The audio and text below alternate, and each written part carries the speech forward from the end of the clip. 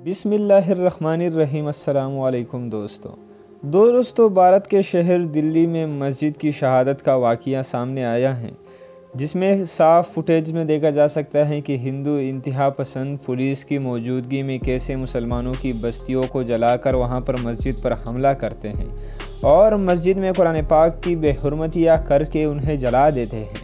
तकरीबन तमाम कुरान पाक जो मस्जिद में पड़े हुए थे वो जला दिए गए हैं और उनकी बाकियात कुछ ना कुछ बाकी पड़ी हैं वहाँ पर।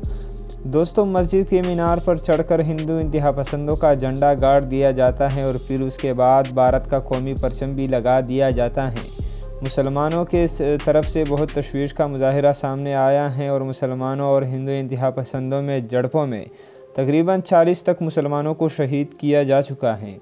पुलिस भी हिंदू इंतहा पसंदों को रोकने में नाकाम है, क्योंकि उनको वज़ीर आज़म मोदी की पुष्पनाही हासिल हैं और पुलिस इन इंतहा पसंदों को हाथ भी नहीं लगा सकती और ये इंतहा पसंद मुसलमानों को तरसाने और उन पर जुल्म करने में लगे हुए हैं और उनको रोकने वाला कोई भी नहीं है। मुसलमान ममालिक ने भी इस पर तशवीश का इजहार किया है। तैयब अर्दोगान का बयान भी सामने आया है।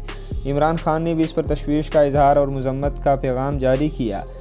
सऊदी अरबिया के बादशाह और शहज़ादे मोहम्मद बिन सलमान ने भारत को वाज़िह पैगाम दे दिया है कि मुसलमानों पर जुल्म और सितम का ये सिलसिला बंद कर दो और मस्जिद को शहीद करने पर मुसलमानों से माफ़ी मांगो और जिन इंतहा पसंदों ने मस्जिद को शहीद किया है उन्हें पकड़कर हवालातों में बंद कर दो और उनको कानूनी सज़ाओं दो, वरना हम तुम्हारे साथ जितने भी मुआहदे किए हैं वो सब ख़त्म कर देंगे और हम भारत के साथ तिजारत ख़त्म कर देंगे।